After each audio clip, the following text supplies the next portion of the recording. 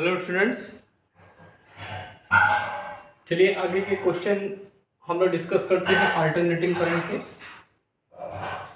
गर्मी बहुत हो रही है, ठीक है, लेकिन आप लोगों ने वीडियो बनाओ।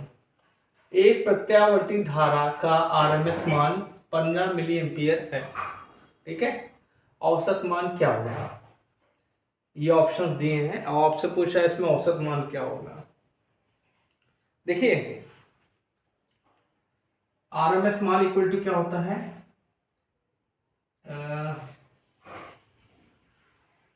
धारा, ठीक। तो I R M S equal to क्या होता है आपका? आई मैक्स अपॉन √2, ठीक। तो यहां से हम क्या करेंगे, हम लोग पहले आई मैक्स वैल्यू निकालेंगे। तो आई मैक्स इक्वल टू क्या हो जाएगा? √2 into I R M S. √2 की वैल्यू 1.414 और आई आर एम एस की वैल्यू क्या है आपकी? 15 मिली एम्पियर। तो इसको मल्टीप्लाई करेंगे हम लोग, ठीक है। तो इसको मल्टीप्लाई करेंगे तो आपका आ जाएगा 21.21 मिली एम्पियर, ठीक। ये हो गया आपका आई एक्स।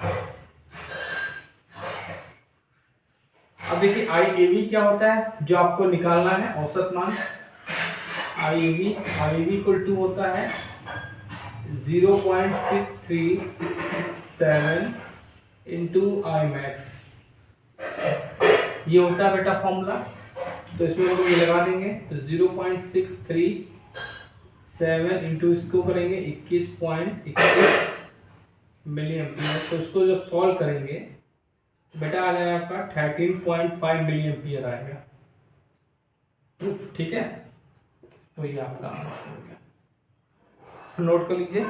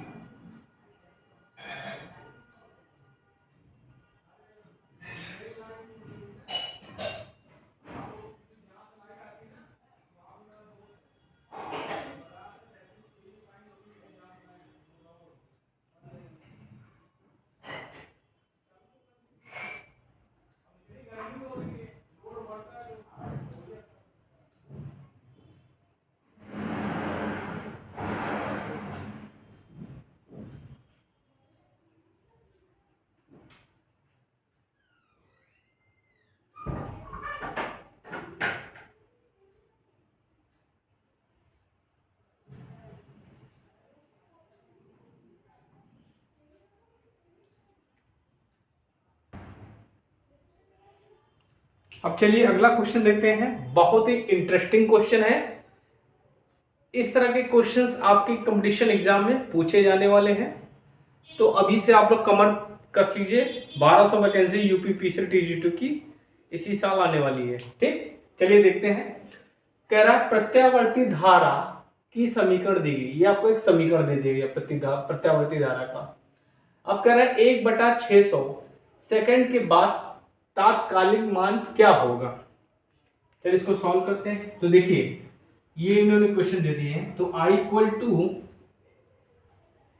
100 sin 100 पाई। अब यहां पे इन्होंने t की वैल्यू कितनी दे दी है? 1/600। तो यहाँ पे टी की जगह हम क्या रखेंगे 1/600। तो ये हो जाएगा आपका 100 साइन 100 पाई बटे 600। तो इसको सॉल्व करेंगे तो 100 साइन π/6 हो जाएगा। ठीक, अब साइन π/6 मतलब क्या हुआ, साइन π/6। तो साइन π/6 की वैल्यू क्या होती है, 1 बटा क्या होती है 2 होती है। साइन π/6 की वैल्यू क्या होती है 1/2 होती है। तो यहां रख दो, तो क्या हो गया 100 गुणे 1/2, तो कितना है आपका 50। तो करंट की वैल्यू कितनी आएगी 50 एम्पियर। तो इसमें आंसर क्या है 50 ampere. Note down, very important question.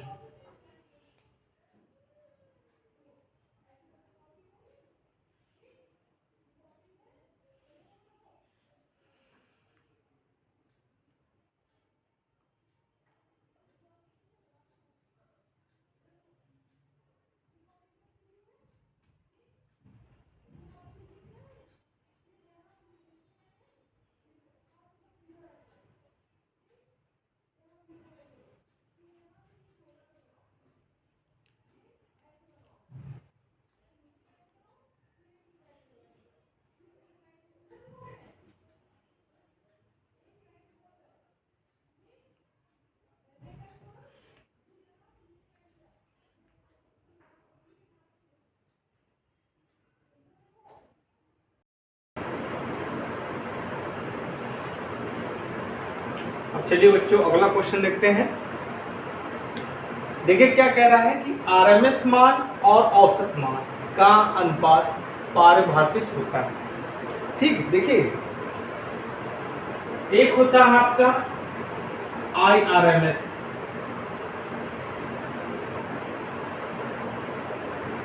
ठीक, और औसत मान को बोलते हैं हम लोग IAB। ठीक, अब ये पूछ रहा है कि इन दोनों के अनुपात को क्या कहते हैं। तो इन दोनों के अनुपात को हम लोग फॉर्म फैक्टर कहते हैं। क्या कहते हैं, फॉर्म फैक्टर।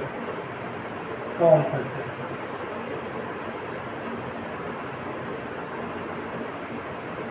ठीक। तो फॉर्म फैक्टर की जो वैल्यू होती है बेटा वो क्या होती है 1.11 होती है।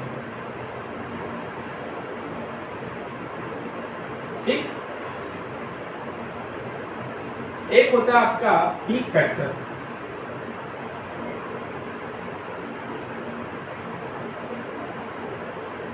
पीक फैक्टर को क्या बोलते हैं, किसकी वैल्यू होती है, ये होती है आपकी Imax अपॉन IRMS, और इसकी वैल्यू होती है √2। It means 1.41।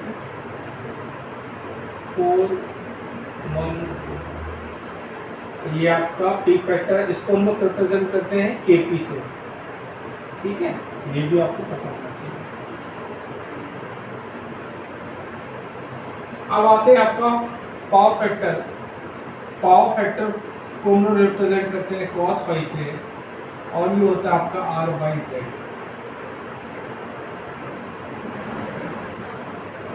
नोट कर लीजिए।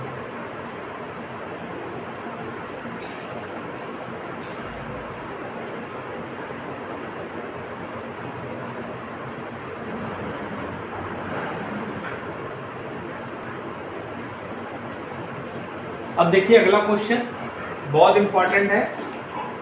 क्या कह रहा है कि 100 वोल्ट के पीक मान की, ठीक है, पीक मान की बात कर रहा है। ठीक है, तो पीक मान क्या होता है, पीक मान तो मतलब यहाँ पे दिया आपको Vmax। Vmax कितना दे दिया आपको 100 वोल्ट। ठीक, फ्रीक्वेंसी कितनी दी आपको 50 हर्ट्ज। ठीक, अब आपसे क्या कर रहा है कि इसका व्यंजन निकालिए। देखिए क्या होता है, जो अगर व्यंजक हम निकालेंगे तो क्या होता है, स्टैंडर्ड फॉर्म क्या होती है, v equal to V M sine omega T होता है। ठीक, तो यहां पे क्या हो जाएगा, वी एम साइन ओमेगा की जगह हम लिखते हैं 2 पाई एफ टी। ठीक, चलिए अब वैल्यू उठा के रखते हैं, तो यहाँ पे क्या आ जाएगा आपका, वी मैक्स नहीं आकर आपका आ जाएगा 100 आ जाएगा साइन 2 पाई एफ की वैल्यू कितनी दी है 50 इंटू 3। तो इक्वेशन आपकी क्या आ गई 100 साइन 100 पाई टी वोल्ट। ये आपका क्वेश्चन हो गया। तो देखिए इस तरह का कोई क्वेश्चन मिलना, हाँ मिल रहा है, ये आपका आंसर है। ठीक, नोट कर लीजिए।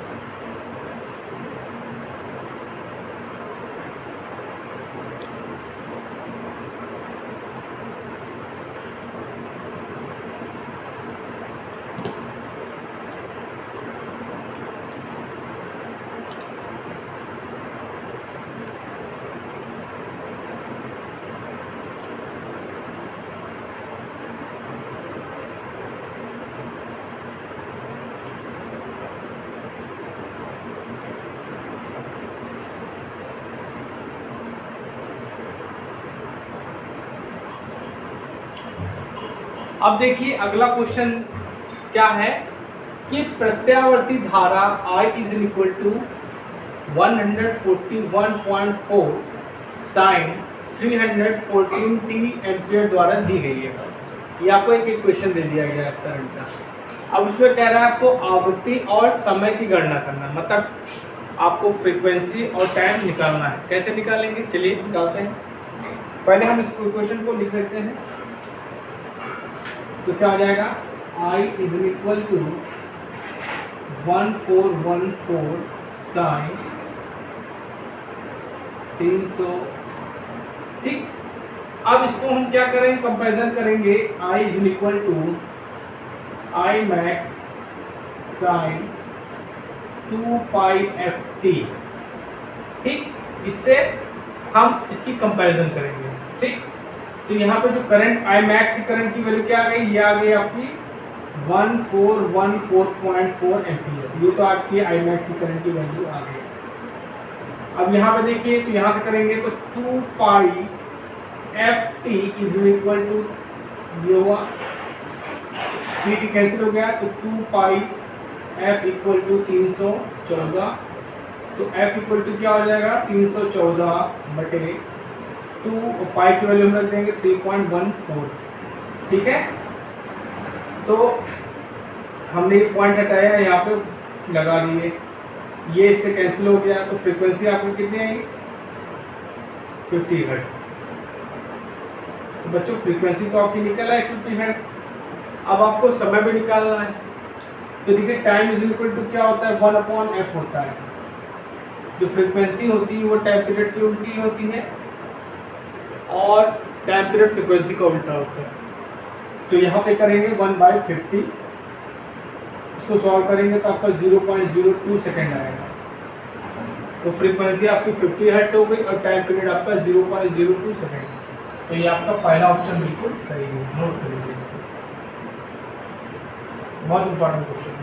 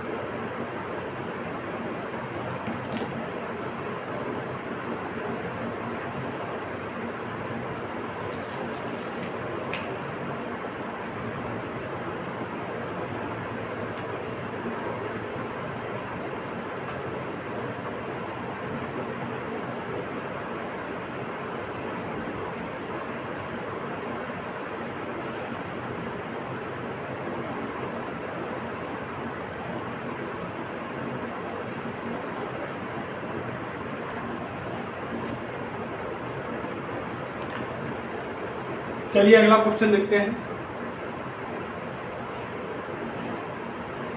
कह रहा है किसी ज्यावक्री एसी परिपथ में मैक्सिमम करंट 10 एम्पीयर है।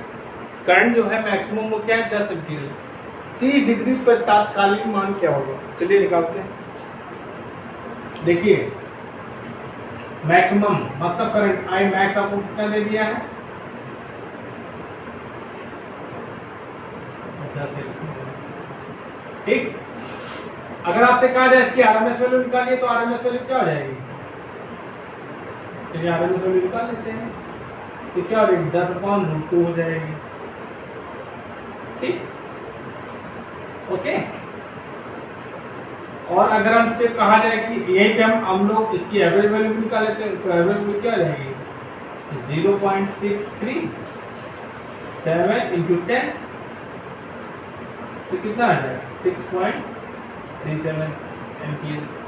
ठीक है, तो हमने चलिए तीनों निकाल दिए। ठीक, अब मुद्दे पे आते हैं। आपसे क्या कह रहा है तात्कालिक मान क्या होगा? तो देखिए I इक्वल टू क्या होता है I max sin omega t। ठीक, ओके। सो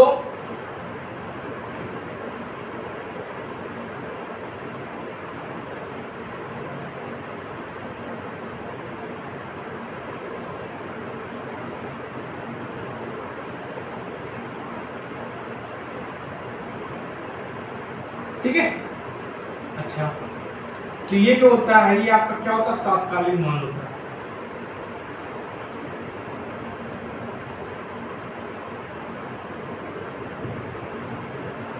तो रखिए आई मैक्स वैल्यू क्या हो गई sin 10 हो गई और ओमेगा टी की जगह क्या रखेंगे हम 30 डिग्री।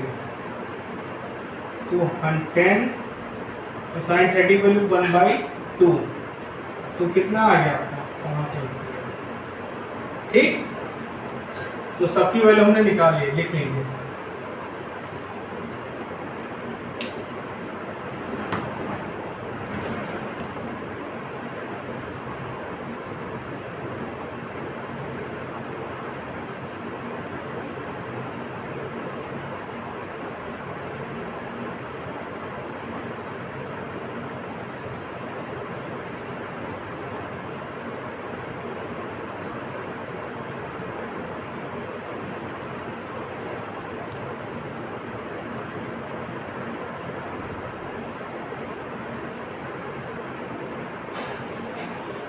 चलिए आज का लास्ट क्वेश्चन देखते हैं। कह रहा है कि 0.8 पावर फैक्टर वाले। ठीक, तो यहाँ पे cos फाई की वैल्यू क्या दे दी आपको? cos फाई की वैल्यू दे दी है 0.8। परिपथ 0.8 पावर फैक्टर वाले परिपथ की प्रतिक्रियाशील शक्ति, ठीक है, VAR की गणना करना है। ठीक है, जिसकी आभासी शक्ति इतनी है, मतलब आपको जो VA है वो कितनी दे दी है 200। ठीक, तो चलिए निकालते हैं।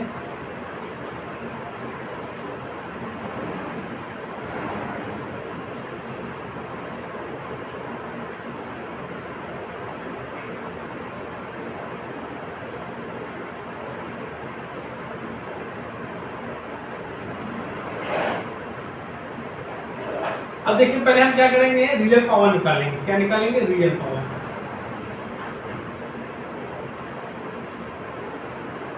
तो रियल पावर क्या होती है VI cos फाई होती है और VA की नॉन वैल्यू कितनी दी है 200 दी है। cos फाई की वैल्यू कितनी है 0.8। उसको सॉल्व करेंगे। ठीक है, तो कितना आ जाएगा आपका 160 वाट। क्लियर है? अब हमको चाहिए sin फाई। ठीक, sin फाई इक्वल टू क्या हो जाएगा √1 - cos स्क्वायर फाई होता है, आप लोगों को पता होगा। तो चलिए निकालते हैं। 1 - अब cos फाई की वैल्यू क्या है तो हो जाएगा आपका 0.8 का स्क्वायर तो क्या हो जाएगा 1 माइनस 0.38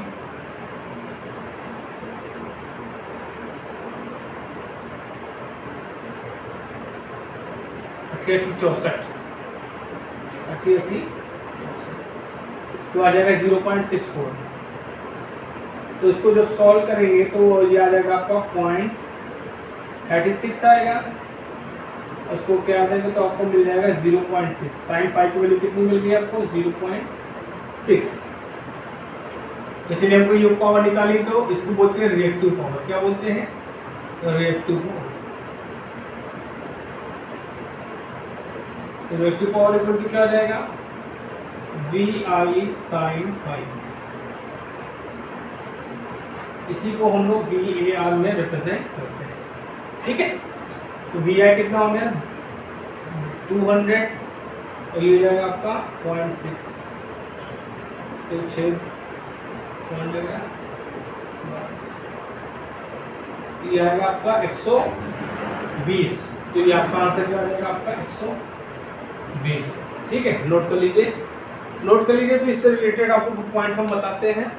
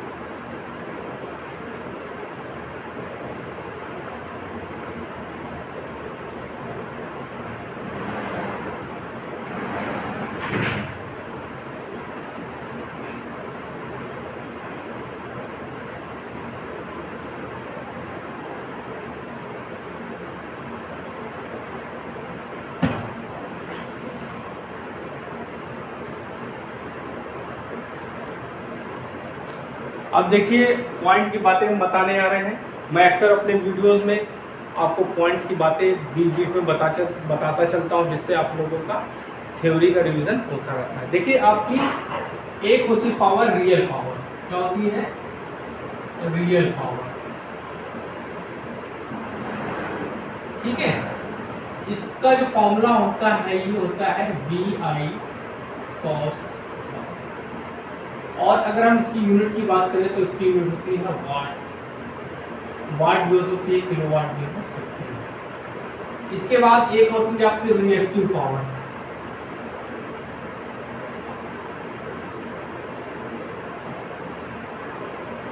इसको एक्टिव पावर भी बोलते हैं, इसको एक्टिव पावर भी बोलते हैं।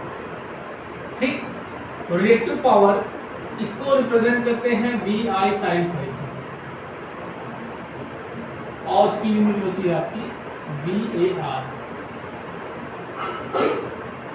अब तीसरी पावर होती है आपकी अपरेंट पावर। देखिए कोशिश किया करिए बच्चों, आप लोग जो टेक्निकल टर्म्स हैं उनको इंग्लिश में याद करा करिए, क्योंकि अगर मान लीजिए कहीं आप जाएंगे, किसी कंपनी में, अच्छी कंपनी में जाएंगे, या कहीं आपका सिलेक्शन होगा, तो वहाँ पे मोस्टली आपको इंग्लिश में टर्म मिलेंगे। टेक्निकल टर्म्स मोस्टली इंग्लिश में यूज होते हैं। ठीक है, अपरेंट पावर होती है, ये होती है आपकी VI, और उसका यूनिट क्या होता है VA। अब देखिए क्या होता है कि इन तीनों में एक रिलेशन होता है, वो आपको याद रखना चाहिए। देखिए अपरेंट पावर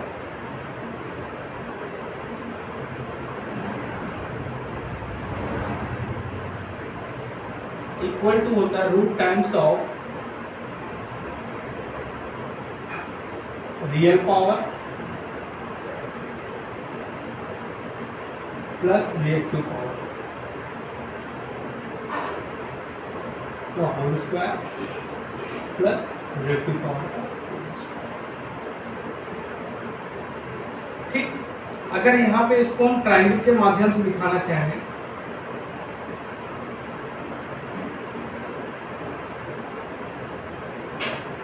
ये एंगल हम मान लेते हैं फाई है, ठीक है। तो ये आपका क्या हो जाएगा, ये आपकी वी आई हो जाएगी, ये आपका वी आई साइन फाई हो जाएगा, और ये आपका वी आई कॉस फाई होगा। इट मीन्स ये आपकी रिएक्टिव पावर होगी,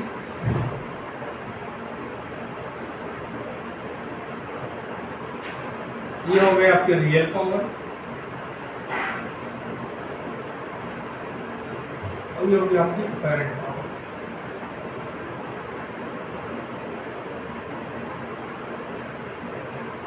नोट कर लिए, बहुत अच्छी चीज़ हमने आपको बताई है। और अगर आप चैनल पे नए हैं तो प्लीज़ मेरे चैनल को लाइक करिए और मेरे वीडियोस को शेयर करिए, जिससे आपकी और आपके फ्रेंड्स की अच्छे से तैयारी हो सके, ठीक है।